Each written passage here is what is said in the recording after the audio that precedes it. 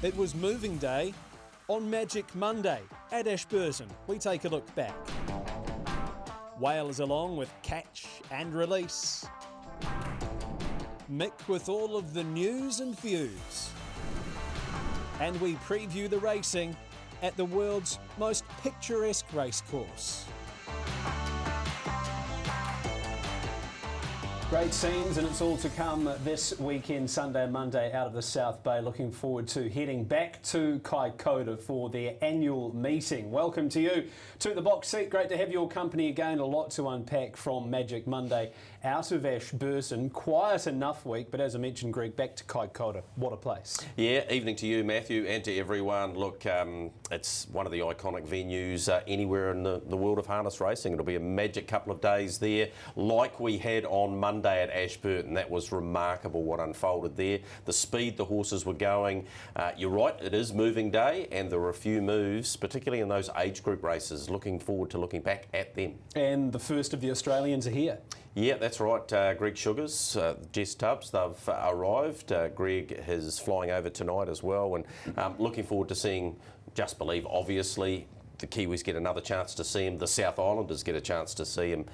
He was too good again on Sunday. So, yeah, it's going to be great to have him one overall. Obviously, Better Eclipse is making its way to Kaikoura as well. So, yeah, should be good fun. All right, Greg's got all of the news later on in terms of the Cup rankings for the IRT New Zealand Trotting Cup and, of course, the Renwick Farms Dominion, and some important announcements for the Ascent and the Velocity.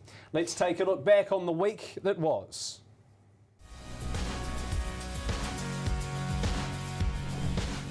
Butcher unleashes the beast. Next stop, Leap to Fame. Merlin wins the Blind Stakes from Don't Stop Dreaming. Hey, I'm confident. I think we've got the horse to beat him. Bring it on. Bring it on, all right. Here's 7 in a row. Bentonwin won it. He has jogged that and won it very, very easily.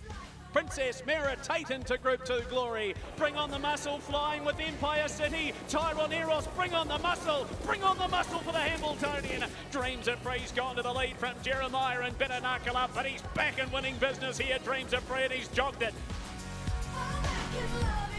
Smoke on the water in for the five. Miraculous, the outside won't get him. That's a tough win. Smoke on the water. Atlantic City and frazzled. Atlantic City, she just keeps lifting. Atlantic City for Group 3 glory. Where's everyone else? They're nowhere near. It's all Moonga. Stole it through the middle part, and he's going to win it comfortably. Magic Dash, those got the momentum up, and Magic Dash. Crystal gets 2. Invisible, and down the outside, always be elite. Invisible. Soul Leap to Fame, he's back. Look out the Shaky Isles, he's on his way. Harry's too good again. 9 in a row. Just Believe strolled in. Lee had a peep over both shoulders. He's got them covered. Penny's charging home along the sprint lane late from Valtino, but it's Kiang Zahara again.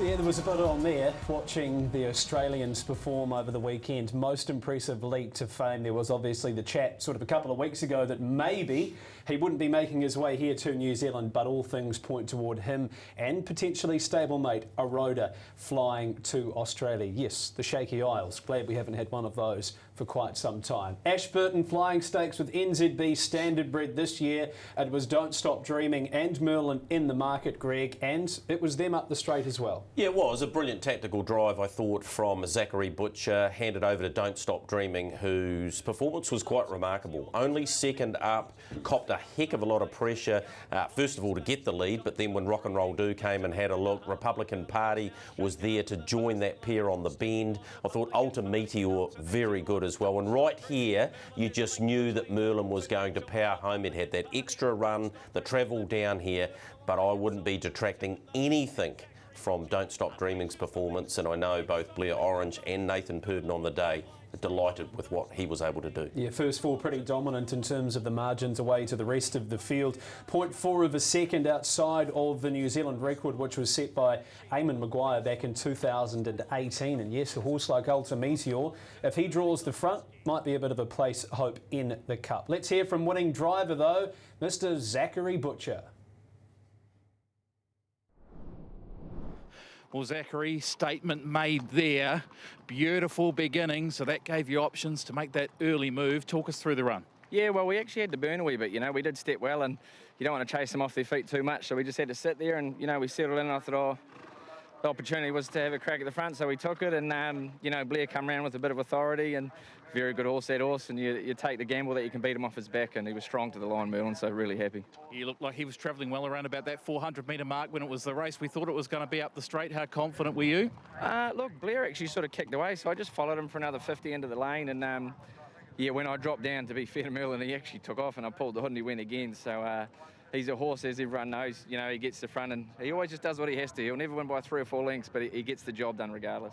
This race has got a great record in producing winners of the IRT New Zealand Cup. This guy's now got a big job ahead with the Australians. Yeah, hey, I did say, you know, when Leap to Fame got a little bit crook and he was a bit in doubt, I was a little bit gutted myself, because in racing, that's what we want. We want the best in Australasia coming here and having a go at it. So to have Larry here on Cup Day, it's going to be a special one, that's for sure. And hey, you know, I'm confident. I think we've got the horse to beat him. Bring it on. Bring it on, all right. Yeah, another really pleasing run. Cookie obviously got the start right and put himself in a smart position behind the right ones, and they take nothing away from the two that beat him home. They were super, but, you know, really pleased with the way he found the line. So, you know, another good building run towards the Cup. So, you know, he keep tightening up in fitness too with that run under his belt. So, onto the Cup trial now and into the Cup. Yeah, I was happy with it. He'd done plenty of work early, coming from a long way back, and we had to come wide again around the last bend. So he was good, and he never gave up. Yeah, really good run. Stepped quick, just couldn't quite cross the couple inside me, so ended up 5 back the fence and got held up a fraction up the straight. The way he hit the line was great, really.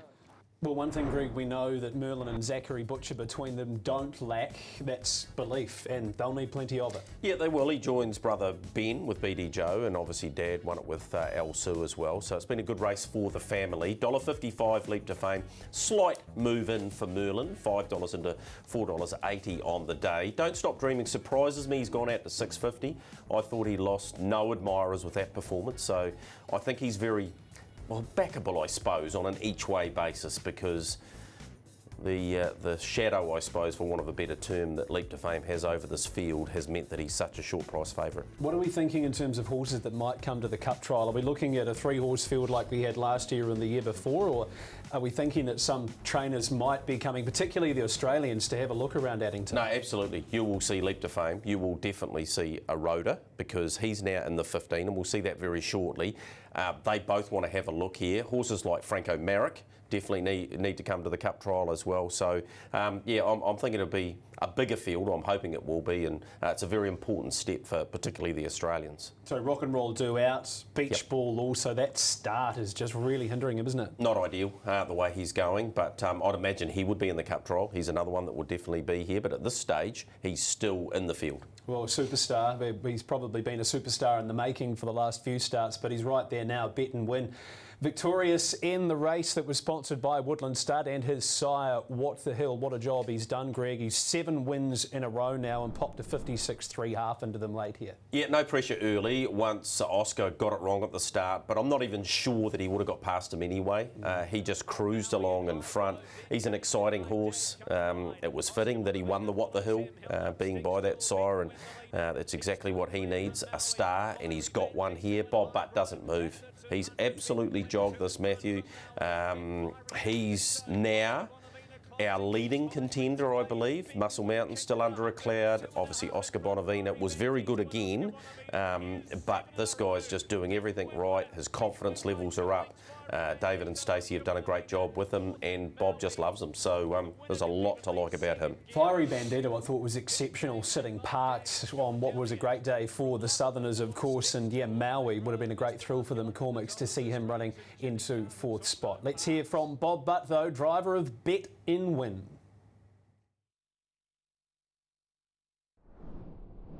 He was safe, and that's the main thing, and capitalised on, possibly Oscar not quite getting out as good as I'm sure they would have hoped, but you've still got to do it, and he managed to do it, and yeah, like you say, the hood's on, so it's a good sign heading into the second Tuesday of November, hopefully, fingers crossed. Yeah, an absolute comfortable watch. So what's the plan now leading into the big dance? No, we'll play it pretty quiet now. We'll just have tick over at home, if we need to, we might take him for an outing somewhere, but we will skip Kaikoura, we'll skip Cup trials, so it'll just be a private outing somewhere if he does go somewhere.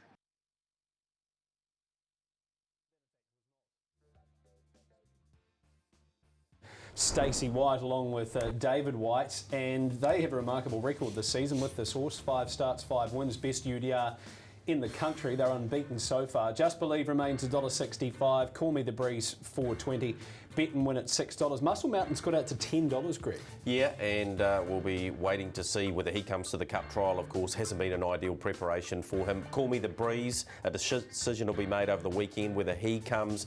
He trialled the other day. He's just not quite right at the moment, but I spoke to Andy Gath today and he said, I really want him to be there. I know he's got to be at his peak to take on the champion, who is Just Believe. I also spoke to Chris Zvanocio today about RC Phoenix. He's really pleased with him, so yeah, looking forward to seeing him over the 2 miles too. Just back to that Highgrove, probably a little bit disappointing. We're thinking maybe needs another run or two. Just so long away, you know, it's such a challenge for him. Hey, just back to that Cup trial as well. Don't stop dreaming. You would think he'll be in that Cup trial. Merlin definitely won't be. Okay, and Lovin' the Port I thought was doing his best work late as well. Not the sort of horse who's probably suited to a sprinting mile getting back in the field, but he might be one to watch if he got the right sort of run.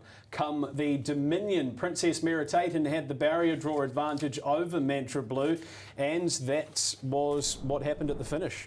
Mantra Blue couldn't reach her, Greg. No, it was indicative of the day there. Get to the markers. The best horses, if they're there, they won't be able to run them down. Now, Mantra Blue had to go back from barrier 10, ended up 3 back on the outside. This was a great indication of how the day went.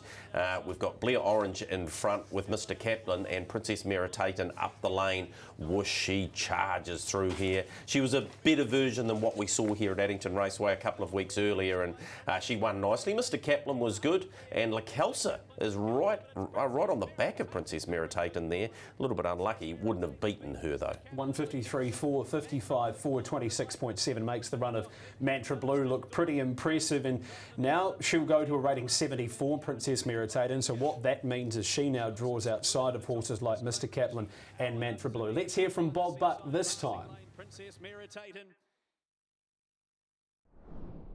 She just sort of didn't seem herself like on it.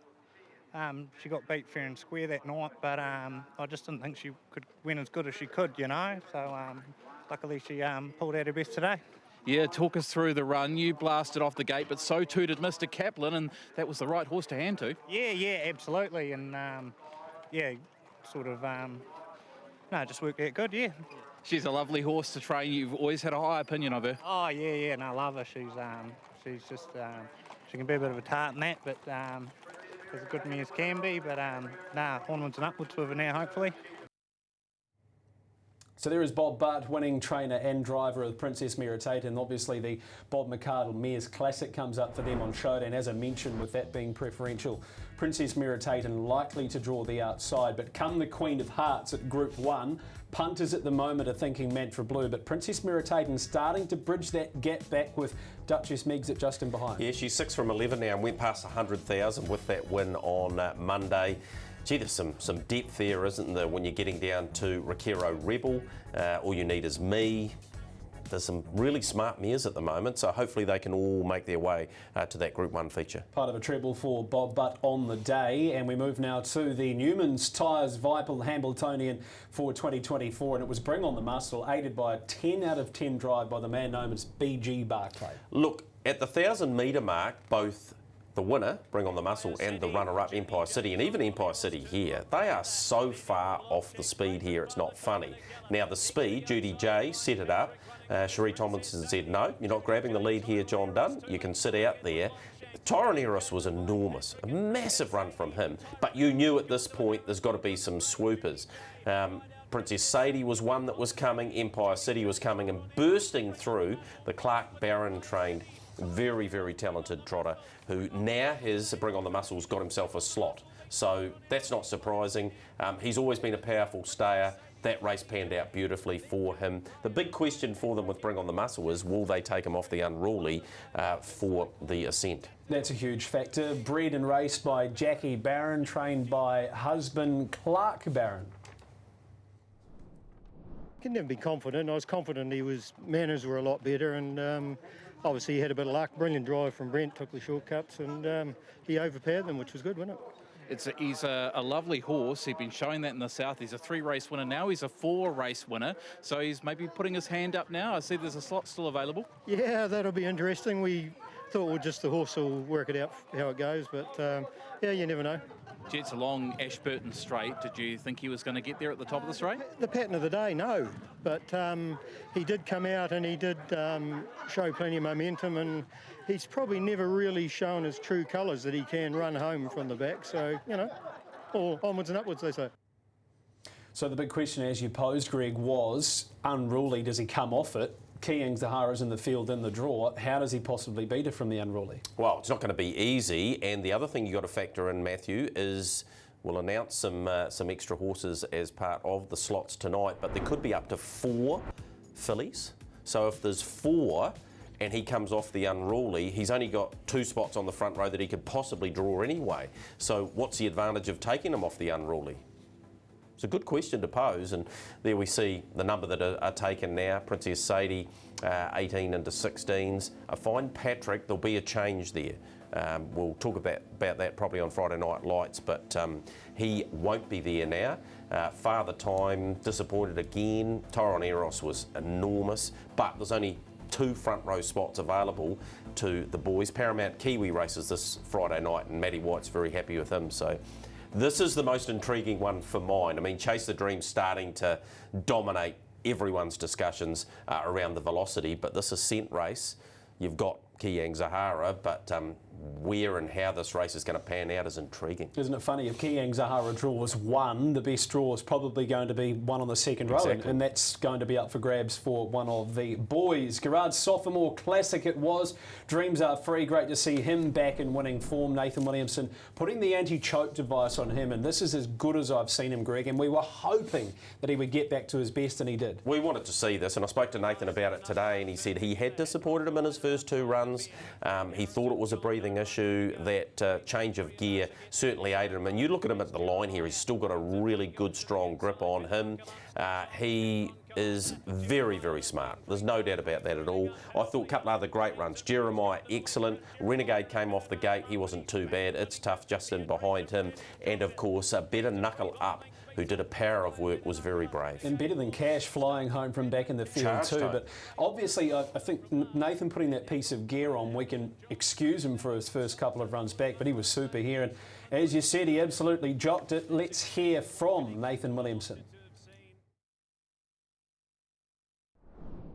Yeah, no, he can definitely get off the gate if need be, and I just thought today would chance our arm, and no, he was great today. He, I think that, you know, breathing device did the trick. And Tony coming around and having a look, and you were able to hand to him, and that was a really good effort. Yeah, no, he was just more like himself. It's a huge relief to get him to go like that, because he is such a good horse, and he's, you know, if he can prove it, it's great, you know. Yeah, he's really peaking at the right time now because some big assignments are coming up. Well, that's right. We bought a slot with the idea of having a go at that. So, yeah, it looks as though we're on track. So there's Nathan Williamson, winning trainer and driver, of course, of Dreams Are Free. Currently second favourite at $5. Duchess Meg's it, probably not going there at $8. Better Knuckle Up now on the field at $9. And I guess Anna Donnelly has a decision to make. Marco, the punters, are thinking the one she should go for. Yeah, look, I spoke to her today, and she's just holding back her decision at the moment. It's likely to be Marco, though, so I think he'll be there. I also think Coastal Babe will be there, because that's the Summit Bloodstock slot, so I think that'll happen, and we'll be back with Stephen Reid out at Rakiro very shortly. So yeah, if she's not there now, and of course she's a Group 1 winner at her last start. So yeah, there's a bit of movement about to happen in that velocity. Speaking of Group 1 winners, the horse that won the Welcome Stakes through the autumn got the chocolates. He's well and truly on his way toward the Group 1 on Cup Day. Of course, the Woodland Stud Sire Stakes final. He'll have to take on Marketplace and the Northerner Captain Samson when they come south, but he keeps improving, Greg, and he's very fast. Yeah, he was good off the gate here. Blair Orange very positive with Demon Blue. I thought he was excellent as well, but he really won this comfortably, got the chocolates. It was a good, soft, comfortable win in record time. So it's a New Zealand record, and he just powers up the lane here. He'll be feeling good about life. He'll need a draw to be able to beat Marketplace, who actually came to Addington Raceway and worked today. I spoke to Regan Todd about that. He said couldn't be happier with where he's at. You see Confederate came out from 3 back on the fence, and I said to Zachary, that's indicative of the way the day's gone here. You actually came out and lost ground. That's how fast it was down on the inside when they are quality horses like these two are. Speaking of quality horses, there was a lot of them in the 3-year-old Fillies heat with Neverly R. Speed was on right from the outset here, Greg. I reckon one of the quicker lead times, if you will, for first quarters of the day. Yeah, at moments like this, Blair Orange decided he wanted to try and get the lead. Flying Alley said no. That's Sakira in the Woodlands colours hitting the lead. Bob Butt and Recklaw's Dream was right in the fight. Massive run from Ruby Rowe. Storms home over the top, and then little wee Louis Girl finds a gap and bursts through. What a great story it was, and you mentioned Southland before and how well they've gone on this day and at this carnival. It's just superb, and don't forget those trainers who want to be in the south of the Waitaki. Closes next Tuesday, the 6th of November, 1 o'clock if you want to nominate for that race. And treacherous baby Duchess Megs it amongst others there. We're in for a ripping final during Cup Week. 2-year-old Fillies, General Jen won this, Greg. I guess hindsight's a great thing, but how did she pay 41s on the book? Yeah, she shouldn't have. Her 2 runs this time in had both had merit, and she had a good draw, and she got herself in the trail following Orlettes and just burst through here. It was a really interesting race wide out because, of course, You're the One That I Want tried to come down the outside like so many did on the day and couldn't make up any ground. So General Jen good. Captain's Mistress, Nathan, very pleased with her. She'll derive plenty out of that. And Forever Dream was stunning sitting parked. Not too many did that on the day and got away with it. Cran didn't give me a lot of confidence in his interview about her, saying she's stepping up to the big girls and we're hopeful rather than confident. Was that usual Cran speak? Yeah, but I think they might have been a bit surprised. And Arafura, still not the full package, but it was a brilliant effort to get as close as it did. Exactly, and the Hayden Cullen team just keep on doing what they're doing, and they're winning races. They got another couple on Friday night, and went past 20 wins for the season, so going really well. I'll take you back to Addington, Greg, and have a yarn about the Group 3 Macalodge Size Stakes Classic for the 2-year-old Fillies. Atlantic City, I don't think has much idea what's going on out there, Greg. She's getting there on raw talent at the moment, and you'd think in another 12 months she's going to be one of our star 3-year-olds. Well, Brad was chasing her, Brad Williamson, virtually from the outset, and she just kept on giving. I think you're right. I think if she actually cottons on to this, Frazzled was very good, then she's going to be very good. You're right, Dale, and Luby's Luck not too far away, but the girl, the full sister, of course, to Empire City, has won the same race, and just giving the Arguses a great ride. Certainly a great breed. Well, as we wrap up our review of Addington and Ashburton, we talk often about James McDonald and Chris Waller in the thoroughbred game over in Australia, Greg, about the mighty Kiwis. But what about the run of our very own Dexter Dunn over the weekend? Yeah, unreal, Matthew. He's 6 wins he had at the Breeders' Crown meeting. RJ's up there, which is very cool. I think he went past 15 million, did he not? So, stunning effort by Dexter. I know we take it for granted at times, but he's one of our great exports in any sport. Yeah, I concur. Absolutely. One of our very, very best, right up there with the likes of J Mac and C Waller with what they're doing over in Australia. And hopefully we'll be able to catch up with Dexter at some stage and give you a bit of an insight as to where he's at the moment. Alexandra Park had the Northern Metro finals, the Lynette Burton Mobile Pace. It was an Always Be Mickey trifecta here, Greg, with Invisible.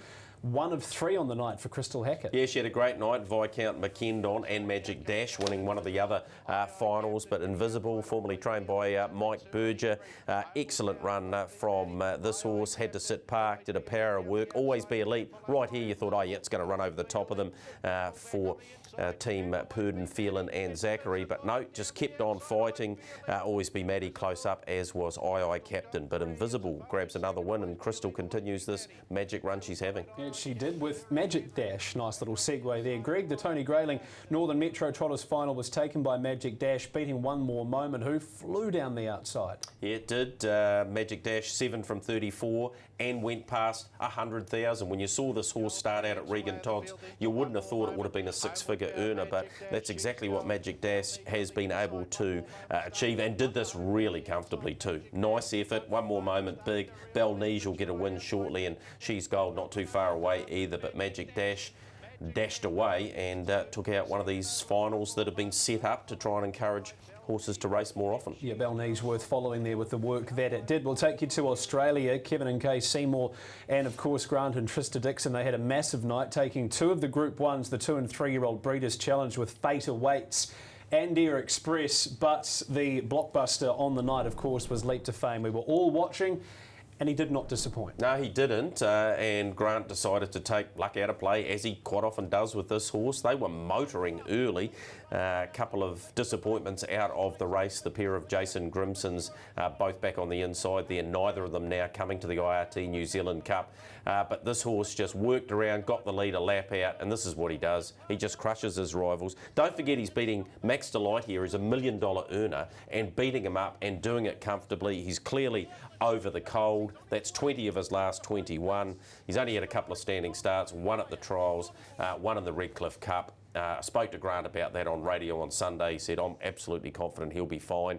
He'll come to the Cup trial, flies over on Sunday, only a couple of hours on the tarmac from Auckland straight down here, and he'll settle in at Stonewall. And he and a Rhoda, who's now forced his way in to the top 15 as well. So there'll be a two-pronged attack and a special moment, the first ever husband and wife to drive in a New Zealand Cup, being Grant and Trista Dixon, so pretty cool. From one champion to another, Just Believe went around at Maryborough as part of Redwood Day, and again, Greg, we say it again, he didn't disappoint either. No, he just worked his way to the top here. RC Phoenix is outside him. I mentioned Chris Finocio before, he was quite happy with him. We know Mufasa Metro very well, but 9 in a row. He's just got every race he lines up in the palm of his hand at the moment, because nobody's going to park him out. And even if they do, he's still capable of beating them. So I can't wait to, you know, for people to get to see both Leap to Fame and this horse on the same day in two of our greatest races over 2 miles will be something special, particularly for those who love the game. Yeah, pressure's on to try and hold them out, as it is for the 3-year-old Trotters. Kiang Zahara drew the inside second row. He pretty much did as everybody thought. Got off first corner, game over. Yeah, he's gone past $250,000, and this is just poetry in motion at the moment, isn't it? Kiang Zahara worked its way to the front a lap before this and just showed unreal speed, whipped around to the lead. Jason Lee just sits there, look at this. Absolute demolition. I don't know what the depth of the opposition are, but you know to yourself when you're looking at a horse and the times that it's running, you've just got to trust your eye sometimes, and with her, you have to. Well, one man who trusts his eye is Craig the Whale Thompson, and he's along once again for Catch and Release. Over to you, Whale. Yeah, thanks, Matt. Great to be joining you on the box seat. What caught my eye from last week? I tell you what, it was this drive of Cliff Wilson in an amateur drivers race on a Tuesday. Gee, Cliffy, it took him a while to get his second win. So Medina Magic's in front. He's in the gold cap and he's off and gone. Cliff drove his first winner, would you believe, back in 1981 aboard Kingsway Bay, of all places, Roxburgh. Took him 43 years to drive his second one at Cambridge Raceway aboard the Stonewall Stud runner Medina Magic, and didn't he win nicely? I think Cliffy's doing a fair bit of work out at Stonewall. I think he's been there for about a decade. So well done to Cliff Wilson getting his second win aboard Medina Magic last Tuesday, and I'm sure it won't be that long to his third. Catch and Release this week, boys. Will it catch? I thought a 2-year-old filly that trotted superbly at Alexandra Park last week was Ocean Eyes. She's a lovely filly. She goes around at Alexandra Park in the last race on Friday night. This is her win in New Zealand record time. That's right, New Zealand record time, taking on the older Trotters. What's more impressive about it, the horse that's on her outside is a Group 1 Breeders' Crown winner. That's Val Thorens. The horse that's ducking to the inside lines up a week later, and Viscount McKendon and goes on to win. And the horse that runs fourth and slightly unlucky is a pretty smart horse called Stone Cold. I thought this was a super performance. Of course, in the Brecken Farms colours, they do so much for harness racing. And for Ken and Karen Brecken, well done. Ocean Eyes, reckon a real quality filly. 2-year-old goes to the last at Alexandra Park, and I think we're very, very competitive. What goes in the release? It's always hard to find a release, and a filly that's probably just been doing things wrong of late, especially last Friday night at Addington. Again, when well back, was Melody Banner. Let's have a look at her. She's back third to last. She's a filly that showed so much earlier on in her career, so she's back in the Stonewall Stud colours, and again, she just gallops. Now, this is starting to get into a little bit of a habit with her, because looking back at her last 4 starts, she's galloped in 3 of them. Now, she's been put on the unruly, and as you can see when we picked them up at the back, the 400 metre mark, she's recovered to get back round them 3 wide, but that was telling. Going 3 wide after an early gallop, and she just fades late. Of course, she was good enough, as I said, earlier on in her career to run 3rd in a Harness Millions behind who? Coastal Babe. That seems an awful long time ago. I think she's in at Kaikoura on Sunday. Hopefully for Team Telfer, she can get her manners back. It is a mobile. It's the last race at Kaikoura, because she is certainly better than a rating 45. But Melody Banner, just the manners a little bit down, the confidence down, and hopefully she can get back on a winning note at Kaikoura on Sunday afternoon. She goes in the release bin. Really looking forward to the racing this week, Matt. It's a big week in harness racing. Kaikoura Cup Day Monday, a special place. Looking forward to being there.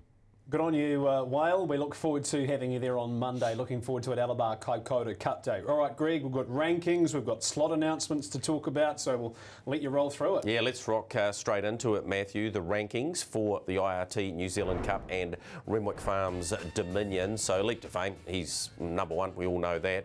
You roll down further, though, and you'll see Beach Balls in the 15. Aroda makes his way into the 15 off the back of another win at Albion Park on Saturday night.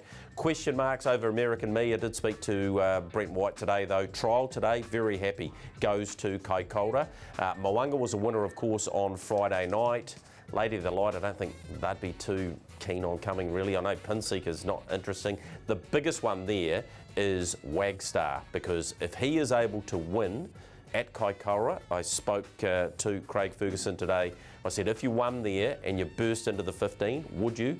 He said, absolutely, we would. So there you go, Wagstar if he wins on Monday. Let's have a look at the Renwick Farms Dominion. And Call Me the Breeze is the interesting one. Will he come? Not sure. I can tell you now, I'm Ready Jet's out. So rule a line through it. It'll be, it was withdrawn this afternoon, so it's out. RC Phoenix definitely coming. Chris Venocio looking forward to bringing him here. And you see Mr. Love just inside, along with Fiery Bandito, who you quite rightly pointed out, Matthew, was excellent.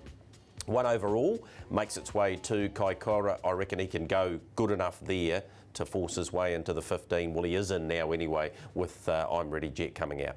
Okay, what about the slot races? What have you got there's a lot of movement happening there, Matthew.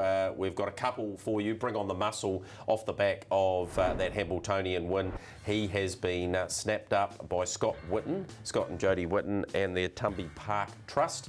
So the Majestic Horse Floats, the Ascent. Bring on the Muscle is now in, and I think he deserves it too. We know how good he was at Group 1 level here back in December when he galloped away, still ran 3rd. And the other one is Better Knuckle Up, has been secured off the back of that 3rd in the Sophomore Montana Park. Now that's come as a result of what happened to Cole Chisel. Still nothing definitive about Cole Chisel. He's still very sore. Nothing's come up in the x-rays.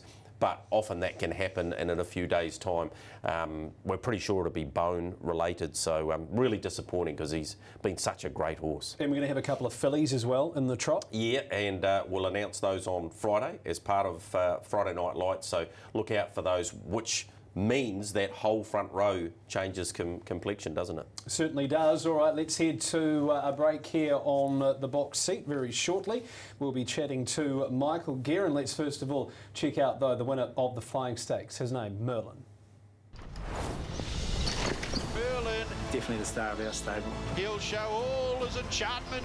Pretty much wherever he goes, I'm about 2 steps behind him. Merlin really digs in. These horses don't come around too often. Brilliant win. Hopefully you get New Zealand Cup this year. It'd just be an unbelievable achievement, I think. Something that I'd really be proud of.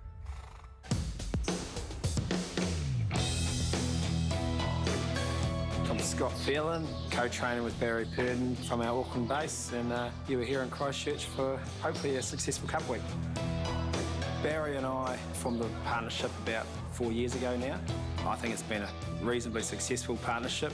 It's a lot of hard work involved, and that's for sure. We've got a good team behind us, and you know, we've been lucky enough to get a lot of very good horses in our stables.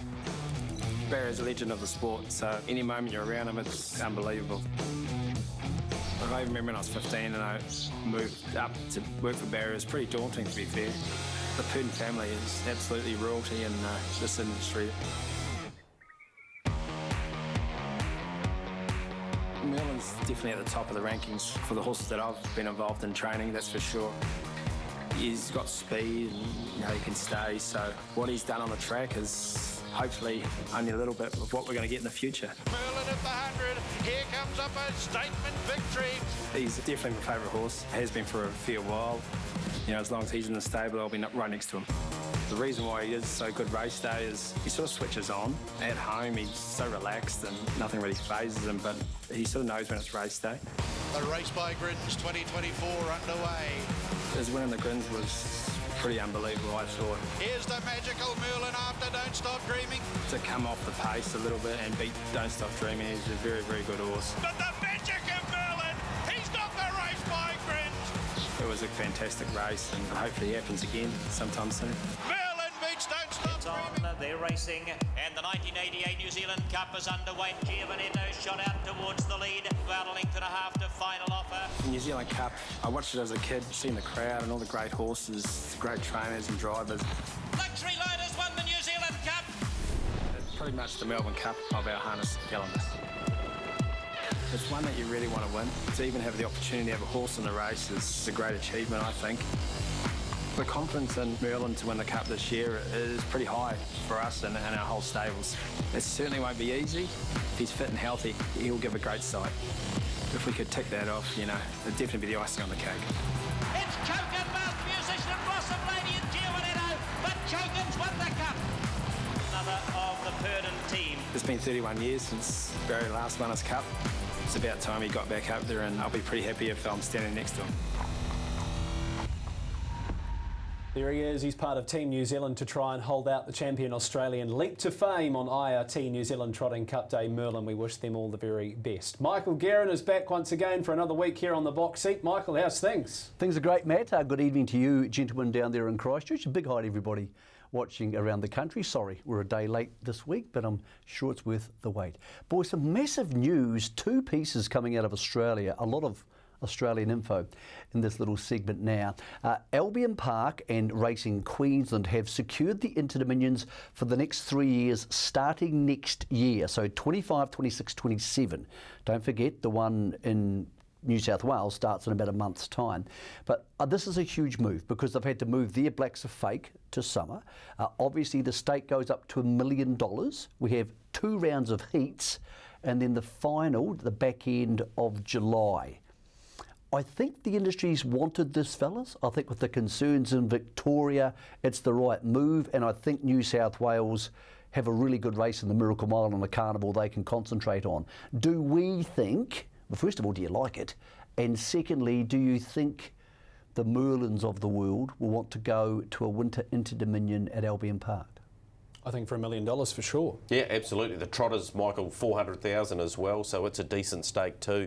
And I'm with you. I think the industry, Australasian-wide, they're looking for a holiday, aren't they, in the middle of winter? What better place to go than Queensland? And the support card is really strong too, so it might be able to attract a few age group stars as well. It's going to need to reshape the season, isn't it, fellas? Because now the Auckland Cup is going back to New Year's Eve. We're going to have a big hole in the middle of the New Zealand season. Obviously, we had the race by Grins, but not everybody can go to the race by Grins. So it's going to be interesting to see how people plot that path of whether they have the break after Auckland Cup, New Year's Eve, get them ready for the race by Grins and continue through to July, or whether you want to take them to Hunter Cups and Miracle Miles and go to the race by Grins, which is now no longer called that, but you know what I'm talking about, and then get to the Inter-Dominion, because they can't race all year round. So it's going to be really interesting to see who tackles it and how they tackle it. I'm not sure that Leap to Fame's going to want to have many Kiwis chasing around Queensland next year, but he's not going to be there forever, boys. So I think it's a great move for the future of the Inter-Dominion. Forget the future, let's go backwards.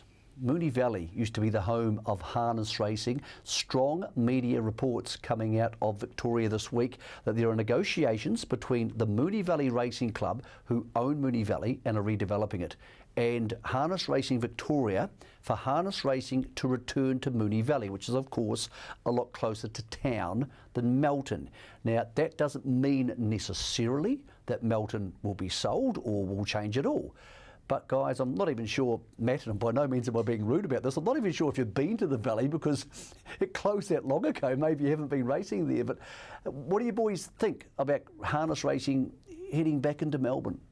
Oh, I've never been to Melbourne, Michael, let alone been to the Valley. So there you go. That clearly answers that question. I don't really have an opinion on it, Greg. I guess there's good, there's bad. Question is, why are they doing it? What's the benefit of doing it? So I don't know the answer to that, so I can't really say. I'd love it to go back there, Michael. Some of our great nights in Kiwi harness racing, including Alsu sitting 3 wide, winning his Hunter Cup, Lyle Creek, some of his performances, that unreal Inter-Dominion won by Shaker Maker. The Valley was awesome, and if it's back in Melbourne, back in town, surely that could attract a few more spectators to the track too. I think one of the key factors is Moonee Valley want to use their premises more often. So the negotiations, I am termed today from a spokesperson from Harness Racing Victoria, are positive.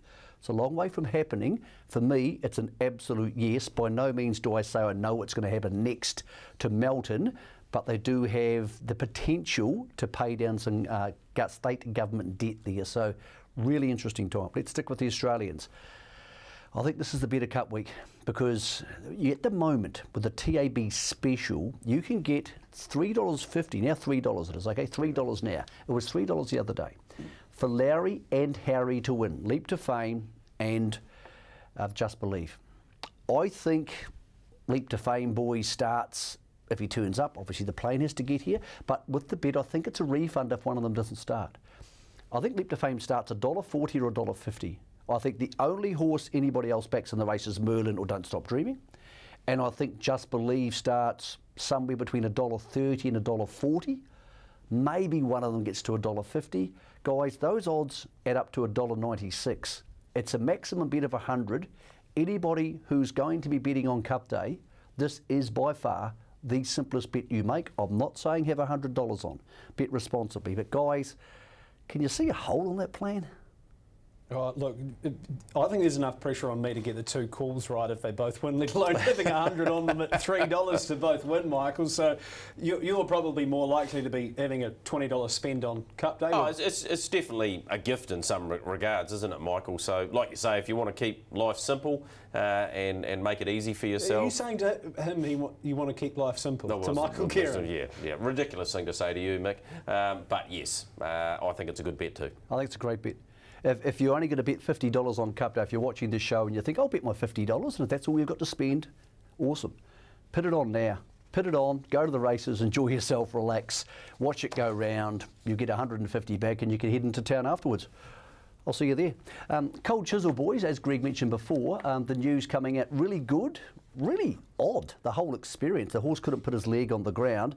Extensive x-rays from basically his rib cage backward, not showing up anything, Greg. So you boys are both horse people. You have horses on your home properties at home or close enough to them. Really surprising. It's not unheard of, but look, it's way better than it could have been on Monday night if he had had a fracture and we were talking about worse things. Well, even if it's a stress fracture, you'd be glad that it didn't go full fracture. Yep. So that's the positive out of it, I guess. Yep, and that's what you have to take out of it. I'll tell you the other positive thing, Michael, was the use of the horse ambulance. I watched it in action, and whilst it was pretty hard to watch a great horse like that, or any horse for that matter, gee, it's a wonderful tool.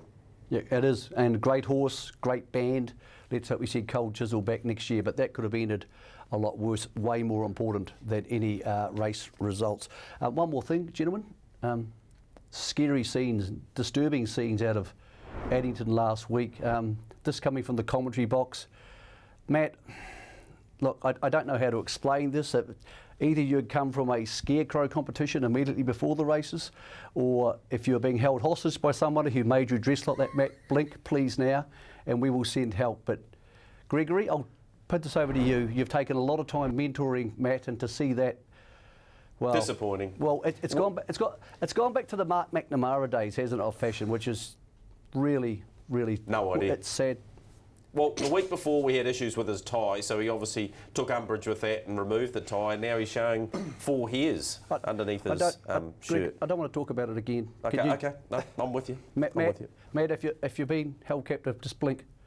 We'll come get you, buddy, because surely no one would dress like that on purpose. Thank you very much, Michael. Well, maybe some would say I look like a bogan fella. It's not bad. And it's Bougainvillea being joined by Yule Star, goes to the front. Yule Star down the outside, Mac Destroyer, Happy Asset, Holmes DG, and out to the very outside. Stars and Stripes the inner, Bougainvillea back in front. Bougainvillea in the Kaikoura Cup, Mark Purden again.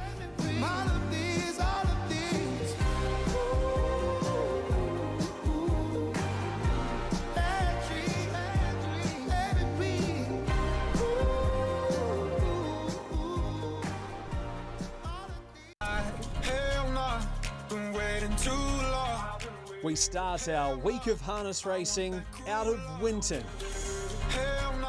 Friday night lights at Alexandra Park with the Northern Metro finals. We have a twilight meeting on Friday out of the Mount Harding. Sunday at the South Bay. It's Fast 10 race day. We do it all again Monday with the Alabar Kaikoura Cup. Also on Monday, we're back at the Manawatu.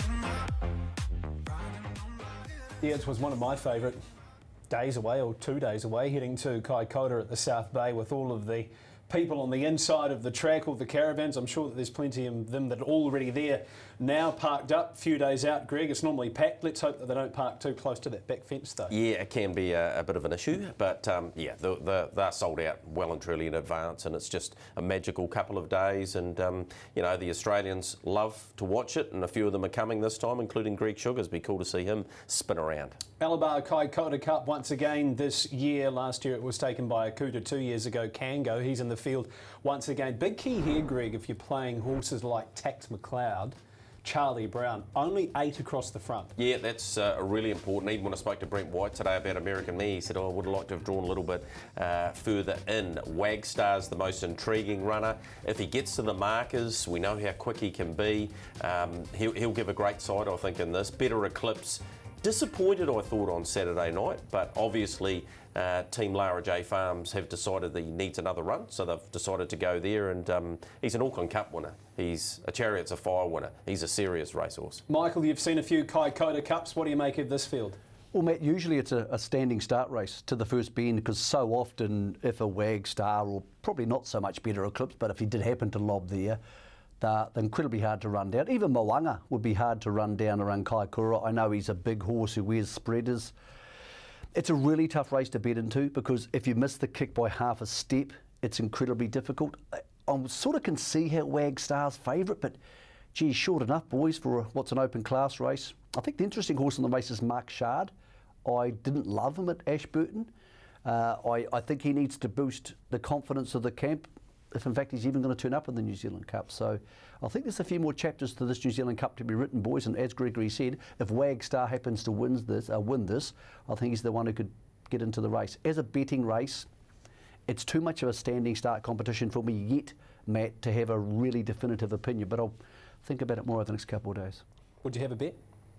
Yeah, I think so. I think Better Eclipse, because he's been there and done it before, and he can win this. I think 440 is a fair price. We might even put a call out to our friends at the TAB and see if we can start getting a few of those early crow options as well for the standing start fans out there. The Trot, of course, is at the Whitemouth South Bay Trotters Cup Group 3. Again, we've got 8 across the front, meaning Mystic Max has the outside front row barrier draw, Greg, which may not be the worst place for him. Won the race last year. Really good run last time, wasn't it? In behind Bet and Win. What a form line that is now. So I think Mystic Max has a really good chance of winning again. I Dream of Genie's racing well. Obviously, 1 overall is come across for Team Sugars and Tubbs. There's a few other chances in this. I was a bit disappointed in Midnight Dash in the sprint race on Monday, but he can bounce back. Michael, what are you making of the trotting feature on Monday? Very similar to the pace, Matt. I mean, a lot of these horses are either out of form or they're not proven in open class. The one horse who wouldn't surprise me if it goes better is Artie by the Hill. I think he could go okay and he could run a place. I don't like the Sugars horse. I think he's got a false rating from Victoria because he hasn't actually been much of an open class winner in Australia, and he's copped 15 metres, I think it is, against these horses. So just a word of warning on him. He's a big horse. I'm not sure he'll suit this track. Again, standing start man is absolutely crucial. I thought Mighty Louis was also skinny enough on the book for what he is. So Artie by the Hill, I'm not saying it's going to win, but I think it's the horse who could surprise us at very long odds. But yeah, manners are going to be the key again, I think. Well, the sales pace, as the horsemen and women call it, the NZB Standardbred Yearling sales pace features Sooner the Better Greg, who is in the IRT New Zealand Trotting Cup, and bookies haven't missed him here. No, they haven't. He deserves to be favourite here. He's one of 3 off 10 metres alongside Finetti and got you covered. A couple of previous winners of this race, Matthew. Warlock. What about Heisenberg? He won it 5 years ago. He's been a terrific performer, hasn't he, Heisenberg? But yeah, I think it's Sooner the Better's race to lose. Michael, are you in agreement with Greg around Sooner the Better? Is it as simple as him stepping away, pacing forward somewhere near the speed and being too good for them? It's a funny story with Sooner the Better. I always say he could run second in a Miracle Mile or an Auckland Cup, which he's done, a Miracle Mile, but he could also get beaten in a running 65 race. That's just who he is. But the $1.90 absolutely won't last. There's no chance he'll be $1.90 because the Australians watching will watch and go, didn't he run second in the Miracle Mile, Leap to Fame? And he's good from a standing start. He is the best handicapped horse. It wasn't a decision or discretion. Basically, he is in that rating band where he had to be off 10 metres. But for the horse who ran second in the Miracle Mile and has been going huge in the north in those good open class races, to be off 10 metres in a sale series, Greg, this just writes itself. I think he'll start closer to $1.40 than $1.90. Yep, I agree with you. I actually don't mind Wish Me Luck. I know the experience hasn't been from a stand. Blair Orange had a couple of choose from here and decided to go with him, and he's got a very good form line. The Big Lebowski beat him a couple of starts back. It's a step and run type of track. I hope he does get away, and Hayden Cullen's team's just low flying. Didn't Leicester nearly win this last year? Yes, he did. So he's in again, he's 550, and if he pings away around that track with his sharp sprint, he could be a bit of an each-way show as well. So that's the listed NZB Standardbred Yearling sales pace out of Kaikoura. We've of course got Fast 10 there on Sunday. Hopefully those markets will be out somewhere around sort of Thursday, Friday, and then of course Alabar Kaikoura Cup Day there on Monday. And if you or anybody that you know are looking to head to the races, particularly on the Monday, I would dare say to you, get in nice and early because it will no doubt be jam-packed there at the South Bay. We look forward to that, as we do Alexandra Park on Friday night as part of our Friday Night Lights, which will be linking up with Alexandra Park in the back half of the program with Methven. The 8th on the card is the Brecon Farms Northern Metro Pacers Heat number 2. Couple of horses here with a string of placings, Greg. Always Be Elite, Hawkeye Pierce. Surely one of the two is due. Yeah, and I think Hawkeye Pierce has a great chance here, Michael, from that better barrier draw. Often he draws the outside. LeMage's in there too. Good competitive race. I wish it had a couple more numbers in it, but yeah, I'll probably go for Hawkeye Pierce this time. I'll more than probably go, Greg. I think he'll pay $1.90 and I think he'll win. He might even pay less. He'll be the best backed horse at Alexandra Park this week. I think he'll lead. I think they drove him fresh up last time, not conservatively, but they were aware once the other horse got in front of them, it was going to be hard to beat. I think he's going to be in exactly where he needs to be. I think a couple of those horses out wide, indications from their stables, they will be driving conservatively because it's a heat and final situation. Always Be Elite can beat him, but he won't beat him off the gate. So it's advantage Hawkeye Pierce. If you're having a bet at Alexandra Park this week, $2.80 will not be there by the time Friday Night Lights go to air. Yep, that's good enough for me, Michael. Happy days. Hawkeye Pierce, even though he's found one better in his last 3 starts, Michael thinking that he is nigh on a home run there on Friday. We move on to race 8, the Alex Bar and Eatery Northern Metro Series. Heat number 1 for the Pacers. This is the 7th race on the card. Looks a pretty open sort of race here, Greg. Diamonds Are Forever. I know we keep harking back to a Group 1 placing as a 3-year-old, but surely she can get back to that here. She comes up with Barrier 1. Todd Mitchell likely to take the reins, and yeah, thought it would be the hardest horse to beat here, Michael, but I don't really have a definitive opinion on this one. She drops a long way back, Greg, so a lot of these horses have been banging heads against each other, but she's been racing in stronger fields. And yes, she does have some gate speed, or she could trail Potter, so there's lots of ways she can win this race. 5th and Final was really good last start. I think he's a horse who's maturing and just getting more confident. Reverse the draws, maybe I'll reverse my top pick, but she will start favourite. So she's top pick, even though she hasn't won a lot in the last 18 months. Pretty good field for the 6th, the Hydroflow Northern Metro Series, heat number 2 for the Trotters. We've heard Craig the Whale Thompson in the last couple of weeks talk about Dream of You. He's at $12, Greg, but there's a reason why he's so long on the market. Yeah, we've got a couple of really good 3-year-olds. Pantani, $2.90. Paramount Kiwi, $3. I said before, I'd spoken to Matty White. He really liked the way this horse felt at the workouts. He said he's going into this race. It will not be easy. It's a 2,200 metre standing start race, Michael, and he has to start off a mark. So that will not be easy. But if he's going to have a big part to play in the ascent, he'd need to be going a good race in this, I would have thought. I think the two most important words you said then, Greg, are the ascent. It's 500k in 2 weeks, and this race is not. He's off 25 metre handicap. It's right that he's back there because he's won 2 harness millions, but let's be honest, he's no better than Pantani. He's more proven, but he has to give him a 15 metre start. He was good at the workouts last week. I think Matty will drive him conservatively. In fact, there'll be a story on HRNZ on Friday saying that exact thing. I will drive him conservatively. Doesn't mean he can't win, but he's too close in the market to Pantani.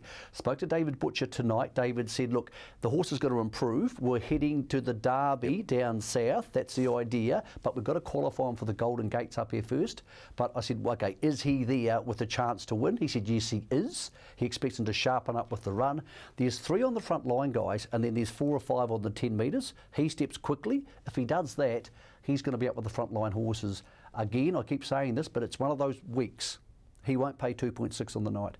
I think he is going to be an open class star in this country, and I think he'll go close to paying $2 on Friday night. Michael Whale gave us a really big rap on Dream of You last time we had him on the show. Are you kind of in the same boat from him, from what you saw of him first up? Tried to buy him after he won 1 race. In fact, I've tried to buy 2 horses in this race, Matt.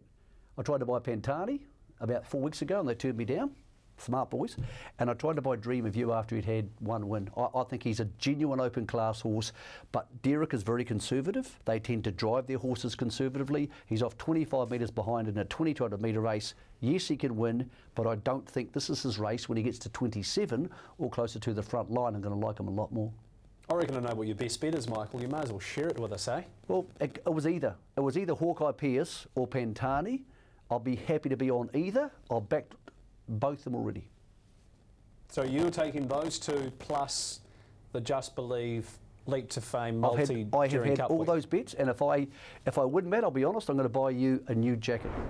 Oh, good one. Thank you. Is there anything else during Cup week that you've singled out already? Maybe a wee futures bet at odds for our punters to follow? Well, the most interesting one is whether you add Kiang Zahara. She's a 3-year-old trotter, so there's more risk. But as Gregory's mentioned earlier, she's going to draw 1 or to 4 in the ascent. So all of a sudden, do you add her and then you just take an Australian clean sweep and try and turn that 3.5 or $3, whatever it is, into a bit more? So I think there's some really good options. With those fun bets, those bets with the maximum $100 thing, it's just free money, because even if they don't win, if you take enough of them, you will start winning money over time. Because they had Leap to Fame, the TAB, 7.5 to do the treble during the Winter Carnival. By the time we got to the final, it was $1.40, as you would remember, Greg. So I think they're a really good free shot at the stumps for punters, guys. So Craig the Whale Thompson with Sooner the Better. You're with Pantani. Post-painter. Post-painter. On the first day. Yep. Sunday. I'm going to go Friday. Steph's boy, last race. Young Harrison Orange is so 10 at Methven. Very well. Yep. Good strike rate so far. Got a bit of Dad's ability, and I'm sure he'll keep getting better as well. So Steph's boy, the last there. Thanks, Michael. See you next week, eh? Hey, thanks, fellas. Enjoy Kaikoura. It's a very special meeting. Awfully jealous, but have a wonderful time down there. All right, Greg, thanks to you as well. No problem. Looking forward to working with you over the next few days and building in, 13 sleeps? Shorts for you Monday or pants? No, pants for me. All right, that's been the box seat. See you next time.